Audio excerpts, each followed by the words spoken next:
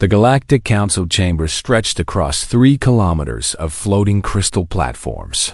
And on this day, every seat was filled with representatives from 100 different species, who had come together to witness something that would change everything they believed about the universe and its strangest inhabitants. For 300 years, the aliens of the Galactic Council had watched humanity with a mixture of curiosity and gentle amusement. And in all that time, they had never once felt afraid of the creatures from the small blue planet called Earth. Ambassador Elena Vance stood at the human delegation's platform with her warm smile and her habit of bringing homemade cookies to every meeting. And the other species had grown to see her as the perfect example of what humanity represented to the galaxy. The Valkyrie with their 4 arms and 4 hearts called humans the soft ones, because they had observed how humans would cry at beautiful music and laugh at silly jokes and spend hours caring for small animals they called pets. The crystalline Moraveth found humans to be charmingly emotional creatures who painted pictures of sunsets and wrote poetry about love and seemed to find joy in the smallest things that other species considered meaningless. The insectoid Kyrix had calculated that humans posed 0 threat to galactic security because their military was small and their weapons were outdated, and they seemed more interested in exploring and making friends than in conquering territory. Council of Reth of the Valkyrie had worked alongside Ambassador Vance for 50 years, and he considered her one of his closest friends despite the biological differences between their species.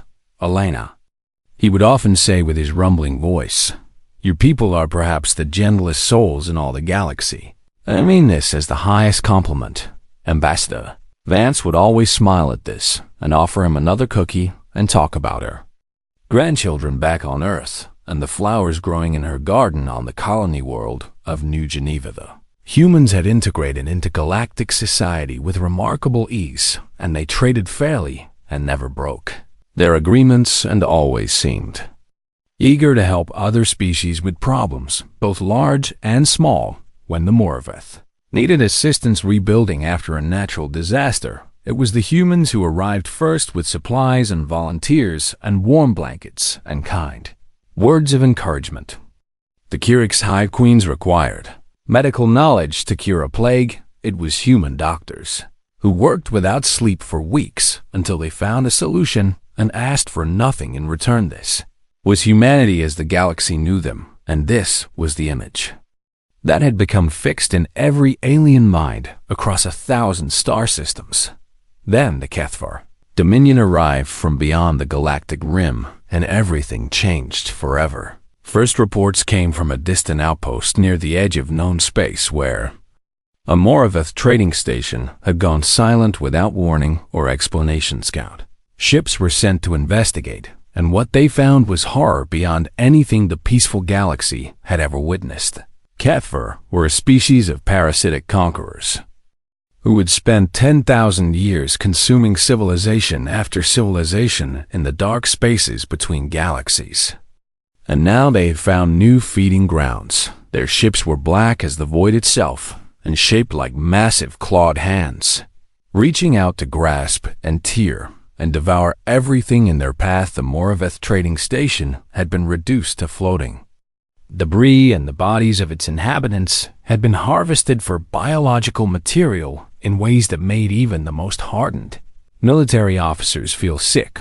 Within weeks, the Kethvar Armada had grown from a scouting force to a full invasion fleet of over 10,000 vessels that darkened the stars wherever they traveled.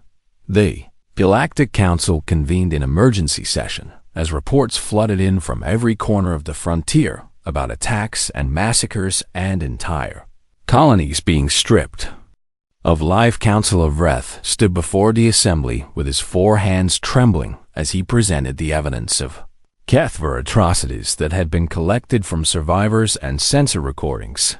They do not negotiate, he announced to the horrified delegates, and they do not accept surrender, and they do not take prisoners except to use as food and raw materials for their endless expansion.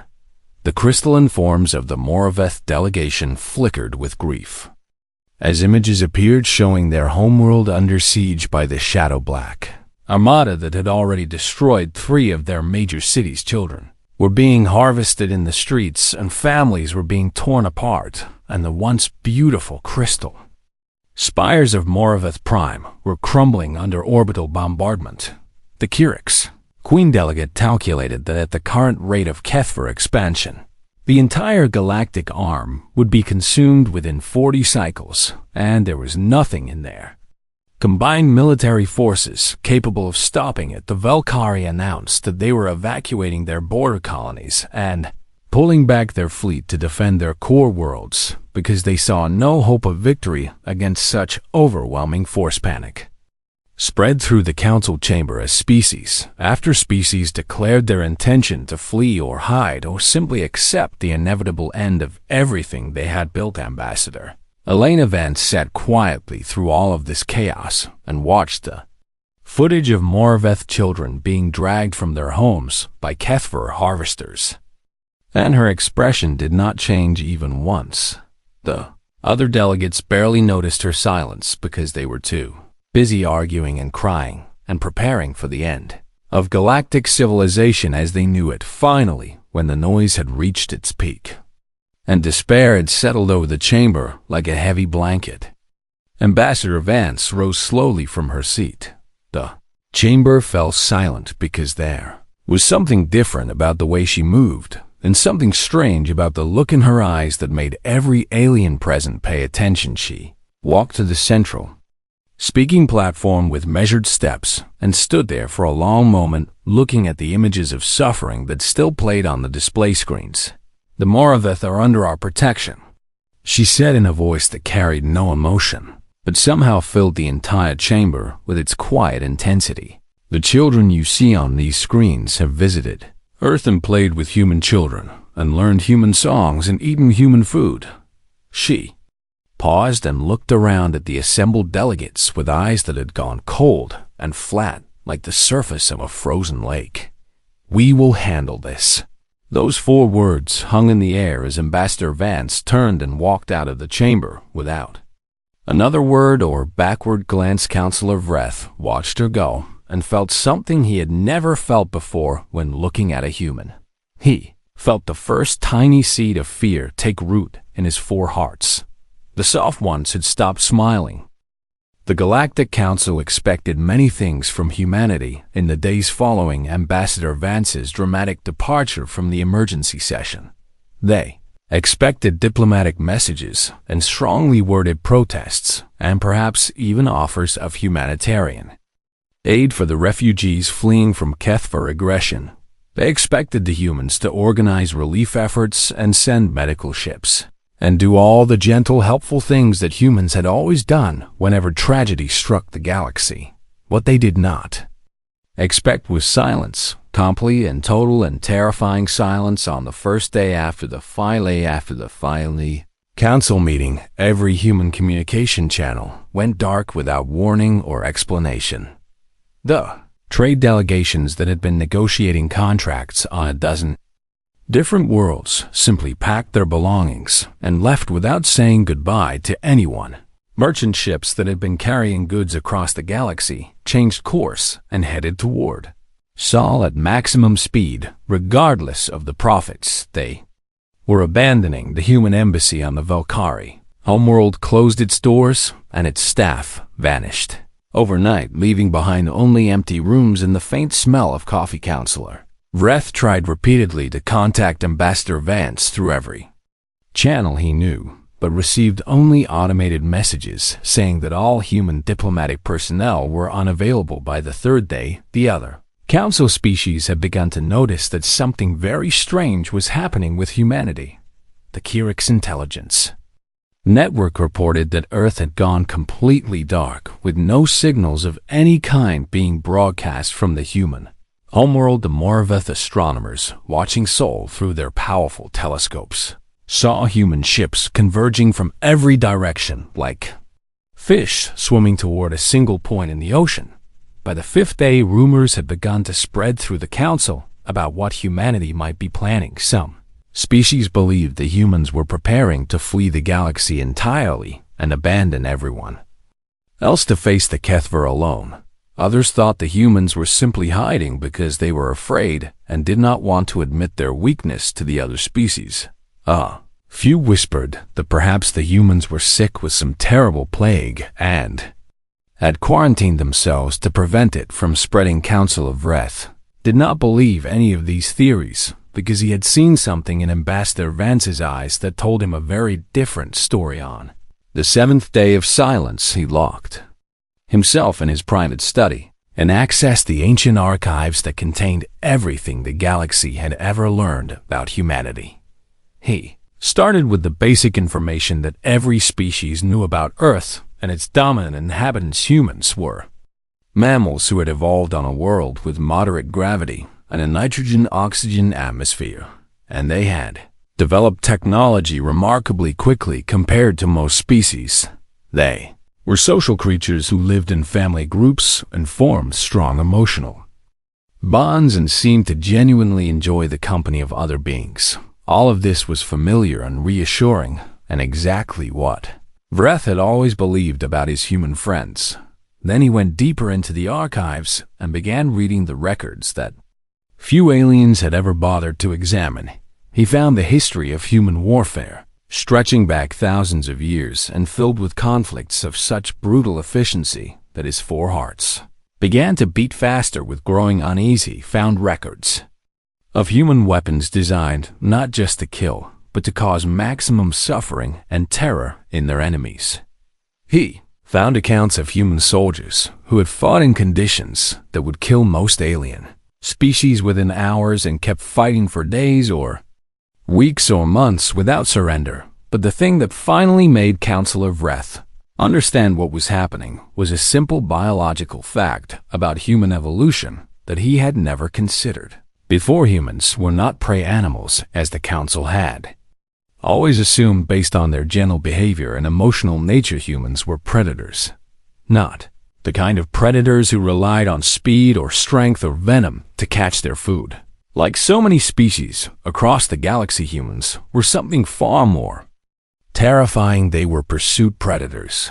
The archives explained that ancient humans had hunted their prey not by chasing it down quickly, but by following it relentlessly across vast distances until the animal simply collapsed from exhaustion. A human could track a single creature for days without stopping because humans could regulate their body temperature through sweating and could carry water with them and could keep moving long after other animals needed to rest. The prey would run and the human would follow. The prey would hide and the human would find it. The prey would fight and the human would wait for it to tire. Eventually, the prey would simply give up and lie down and accept its death because there was no escape from a hunter who never stopped pursuing. Vreth sat in his study with this knowledge burning in his mind and suddenly understood everything he had seen in Ambassador Vance's eyes.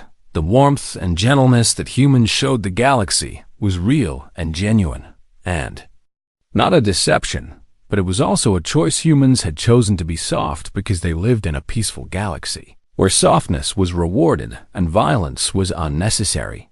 They had chosen to hide the predator inside them because there was no prey to hunt and no reason to reveal their true nature. But now something had changed. Now there was prey. The Kethver had made themselves prey by attacking those under human protection. And now humanity was doing what pursuit predators had done since the dawn of their existence.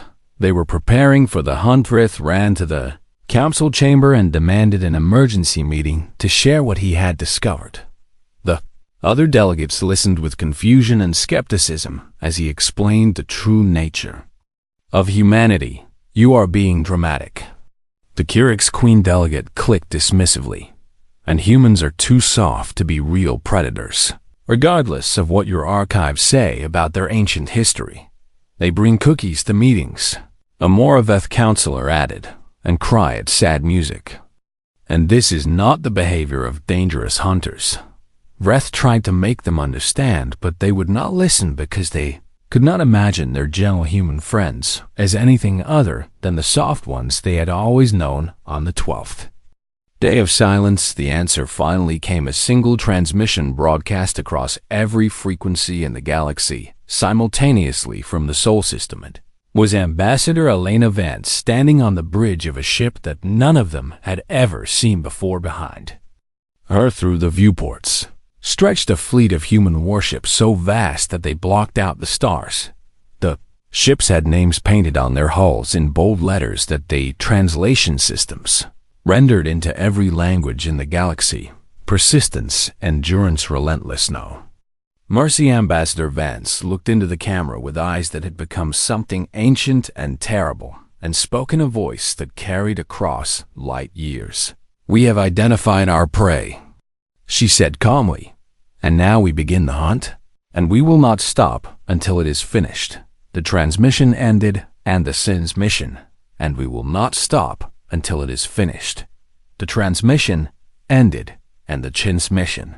The transmission, and we will not stop until it is finished." Galactic Council sat in stunned silence as they realized that Council of Wrath had been right about everything. The Soft Ones had awakened something old inside themselves. Something patient, something relentless, something that would never stop following its prey until the hunt was complete.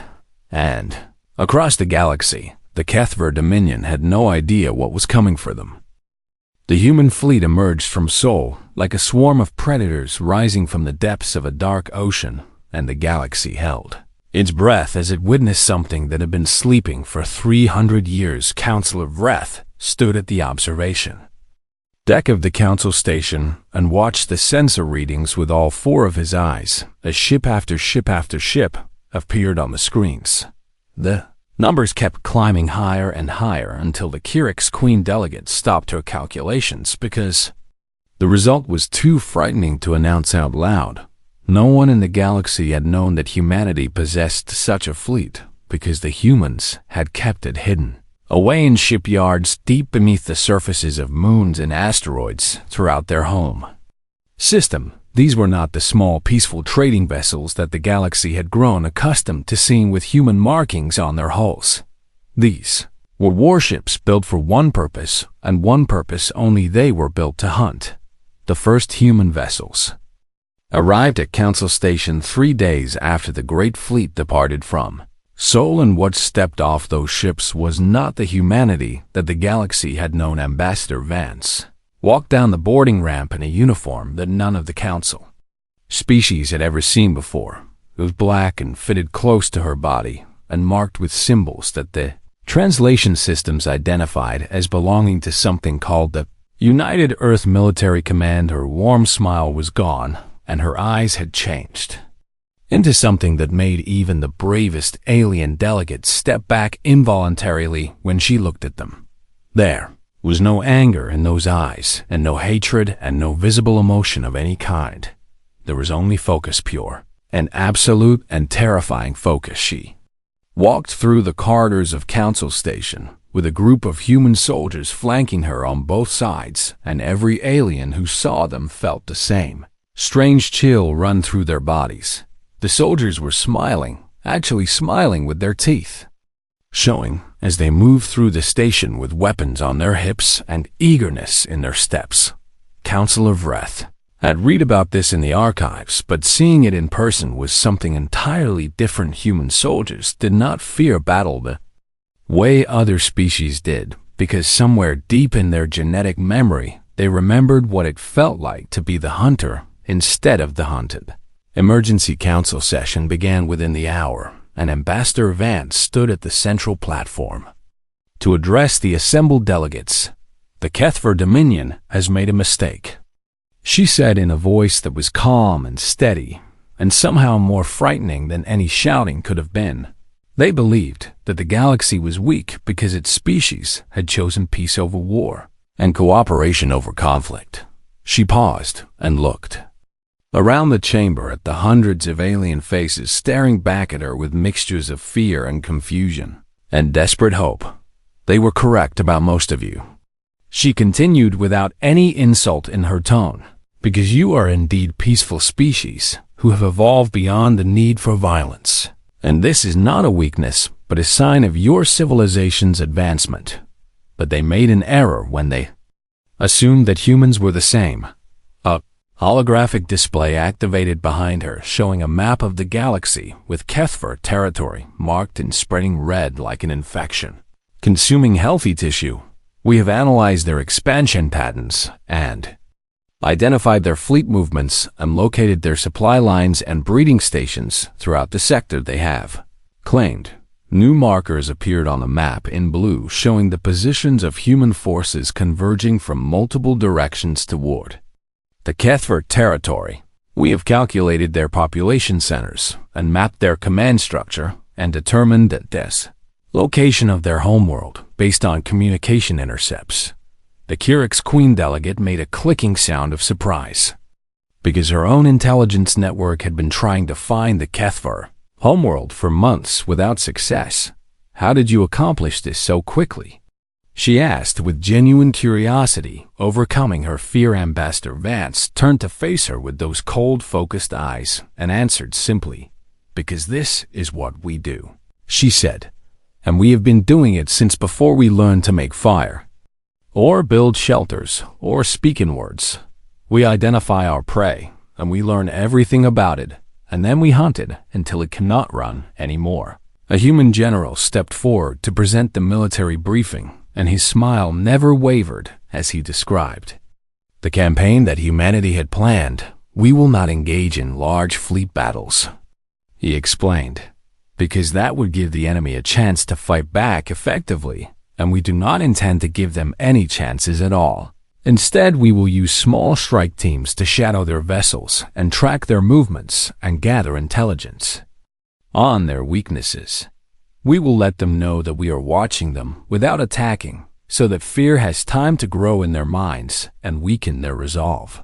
When they begin to panic and make mistakes, we will strike at their supply lines and cut off their food sources and destroy their ability to reproduce. We will not try to kill them quickly, because quick deaths do not serve our purpose. We will kill them slowly and systematically, and we will make sure that every single HFY knows that there is no escape from what is hunting them." The council chamber was completely silent as the delegates absorbed what they were hearing. This was not warfare as they understood it. This was something older and more primal. This was predation. The Moraveth counselor raised a trembling crystalline hand and asked a question that everyone was thinking. "What if they try to surrender?" she asked hopefully. "And what if they offer peace in exchange for their survival?" Ambassador Vance turned to face her. Then for just a moment something flickered in her eyes that might have been the warmth the galaxy remembered. "The HFY harvested your children," she said quietly, "and used them for food and raw materials while they were still alive and screaming." The warmth disappeared and the cold focus returned. "There will be no peace offered and no surrender accepted," she declared, "because we have entered hunting mode, and we do not leave hunting mode until the prey is gone. All of it. Every last one." She turned and walked out of the council chamber with her soldiers following behind her and left the galaxy to contemplate what it had just witnessed. The soft ones had revealed what they truly were beneath the gentleness and the cookies and the tears at beautiful music. They were the most patient and relentless hunters the universe had ever produced. And now they had found prey worthy of their attention. Counselor Vreth watched the human delegation depart and said a quiet prayer for the HFY Dominion, not because he wanted them to survive, but because he almost felt sorry for what was about to happen to them. The HFY had conquered 17 civilizations across 10,000 years of expansion through the dark spaces between galaxies, and in all that time, they had never once known what it felt like to be afraid. They were the apex predators of their region of space, and every species they encountered either submitted to harvesting or was hunted down and consumed without mercy. Fear was something that happened to other species, and the HFY had evolved beyond such primitive emotions long ago. That changed 6 months after humanity entered hunting mode. The First sign that something was wrong came from a Kethvar patrol fleet operating near the edge of their newly claimed territory. The fleet commander reported detecting a small group of human vessels following at extreme sensor range and maintaining a constant distance regardless of course changes or speed adjustments. Ordered his ships to turn and engage the humans in direct combat because the Kethvar did not run from inferior forces. The human ships simply withdrew and vanished into the void before the Kethvar could close the distance. The patrol fleet continued its mission and tried to forget about the strange encounter. 3 days later, the humans were back, same distance, same formation.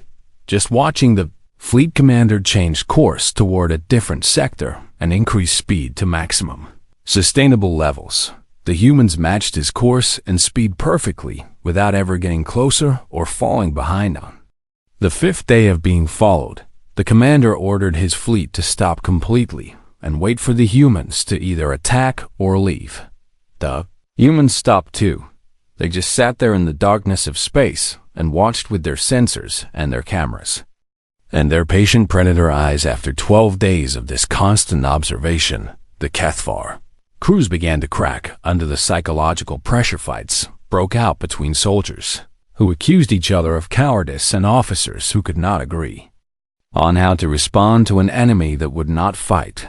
The fleet commander himself stopped sleeping because every time he closed his eyes, he imagined human vessels closing in on his position. During his moment of weakness on the 14th day, the fleet received orders to return to a supply station for resupply and crew rotation.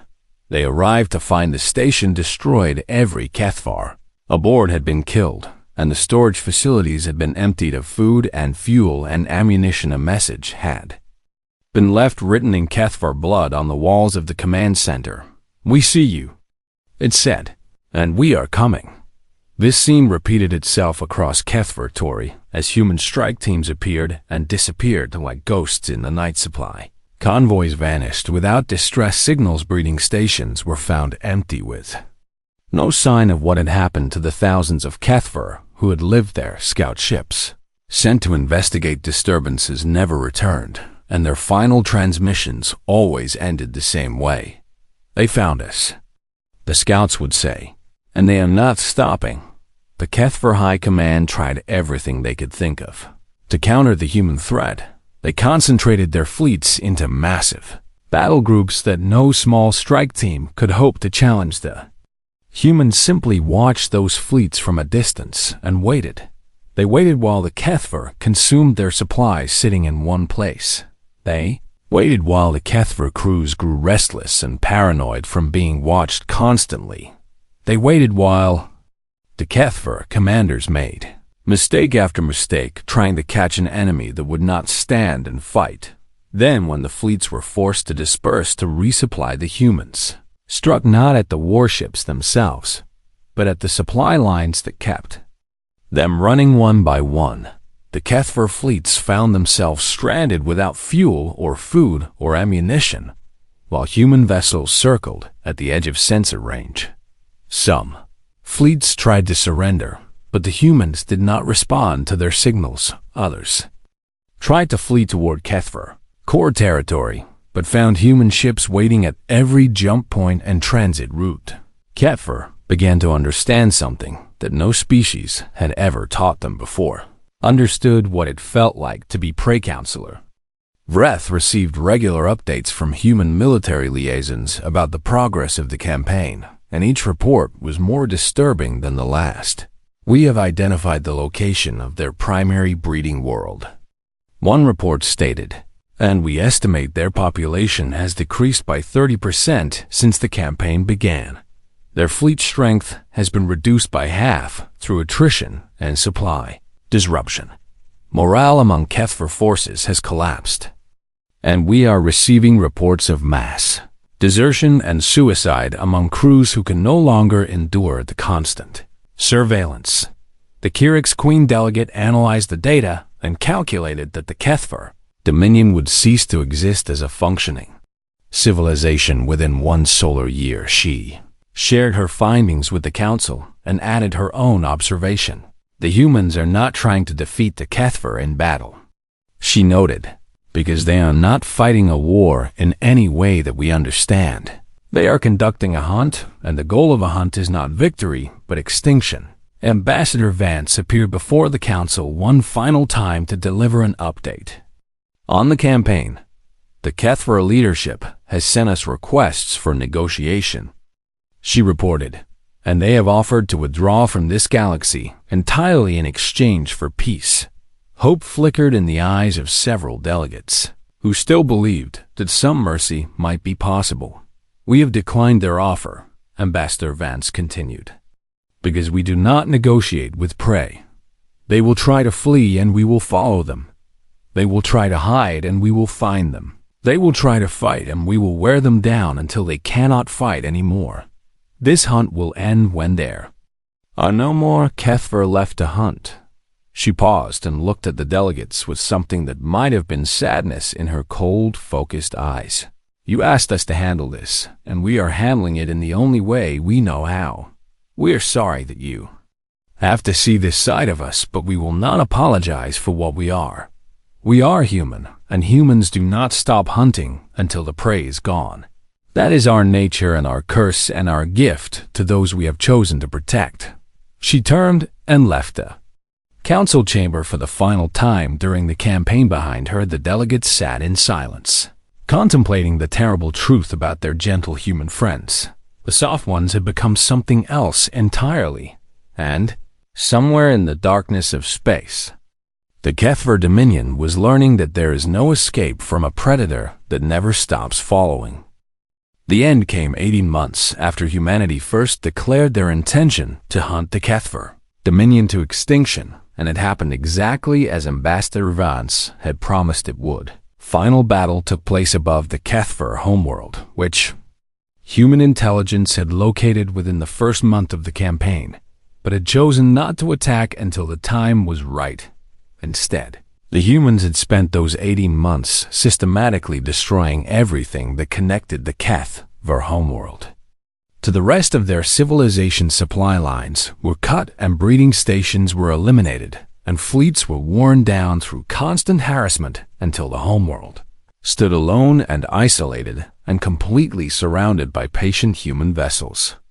Kethver Supreme Overmind transmitted one final message to the human fleet, demanding to know why they would not accept surrender and why they insisted on total annihilation when the war had already been won. Ambassador Vance herself responded to the message from the bridge of the flagship Persistence. You ask why we will not stop, she said calmly, and the answer is simple. You touched what was ours. You harvested children who had eaten at our tables and played with our young and learned our songs. You made yourself our prey, and prey does not get to decide when the hunt ends. Only the hunter decides that. The Kethver homeworld burned for 3 days as human forces descended on every population center and military installation and government facility. There were no prisoners taken because humans do not capture prey. There were no refugees allowed to escape because humans do not let prey flee to rebuild elsewhere. When it was over, the human fleet gathered in orbit above a world that had been scoured of all Kethver life and broadcast a single message across all galactic frequencies. The hunt is complete. And then something remarkable happened. The human war machine that had terrorized the most fearsome species in galactic history simply stopped. The great warships with names like Persistence and Endurance and No Mercy turned away from the dead Kethver worlds and set course back toward Saw. Soldiers who had spent 18 months hunting without rest returned to their families and their farms and their ordinary lives as if nothing had happened. The shipyards that had built the greatest military fleet in galactic history went quiet, and the weapons that had ended a 10,000-year-old civilization were carefully stored away in deep bunkers beneath moons and asteroids. Ambassador Elena Vance returned to Council Station 1 month after the final battle wearing her old diplomatic uniform instead of the black military suit she had worn during the campaign. She brought cookies, chocolate, chip from her grandmother's recipe baked fresh that morning in her kitchen on New Geneva. She smiled warmly at Counselor Vreth and asked about his family and laughed at his terrible jokes and cried when the Morveth children sang a song of thanks for the humans who had saved them. The warmth had returned. Softness had returned. The soft ones were soft again, but the galaxy would never forget what they had witnessed. Counselor Vreth spent the remaining years of his life working on a project that he considered more important than anything else he had ever done. He compiled every piece of information about humanity that existed in the galactic archives and combined it with his personal observations and his conversations with human friends and his memories of what he had seen during the Kethvar campaign. The result was a document that was distributed to every species in the Galactic Council and stored in every archive and taught to every young diplomat who might one day interact with humans. It began with a simple statement. Humans appear to be a gentle and emotional species who value friendship and cooperation and show kindness to strangers without expecting anything in return. This observation is accurate but incomplete. The document went on to explain the dual nature of humanity in terms that every species could understand. Humans contain within themselves two separate beings that share the same body and the same mind, but serve very different purposes. The first being is the one that humans choose to show the galaxy most of the time. This is the being that cries at beautiful music and paints pictures of sunsets and spends hours caring for small animals and brings cookies to diplomatic meetings. This being is warm and gentle and genuinely wants to live in peace with all other species. The second being is much older and much more dangerous.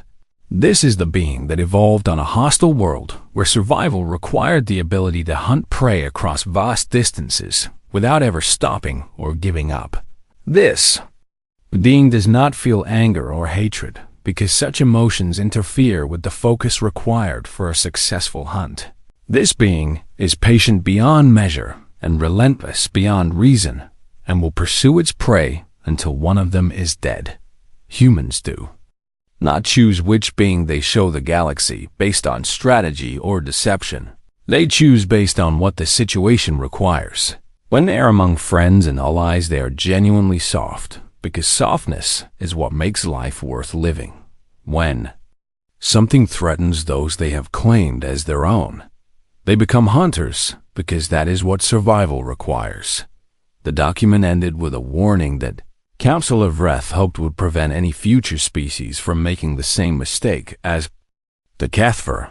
If you wish to live in peace with humanity, then simply treat them with respect and do not harm those under their protection. They will be the best friends you have ever known, and they will help you without asking for reward, and they will enrich your civilization with their art and music and laughter. But if you choose to become their enemy, then understand what you are choosing. You are choosing to become prey, and prey does not negotiate with the hunter. Prey does not hide from the hunter. Prey runs and runs and runs until it cannot run anymore, and then the hunter catches it. Do not threaten what humans love. Do not harm what humans protect. Do not ever under any circumstances make yourself their prey, because the soft ones are soft by choice, and they can choose differently whenever they wish. At the bottom of the document, Counselor Vreth added one final note written in his own words. I have known humans for most of my life, and I consider them to be among the kindest and most compassionate beings in the galaxy. I have also seen what they become when the kindness is answered with cruelty. Trust the softness because it is real, but remember what lies beneath it, and be grateful that they have chosen to be your friends. The document became required reading for every species in the Galactic Council and was passed down through generations as a reminder of the truth about humanity. And somewhere on a small blue planet called Earth, the soft ones continued to paint pictures of sunsets and write poetry about love and cry at beautiful music, just as they always had, just as they always would. Someone made the mistake of threatening what they loved, and the hunt began again.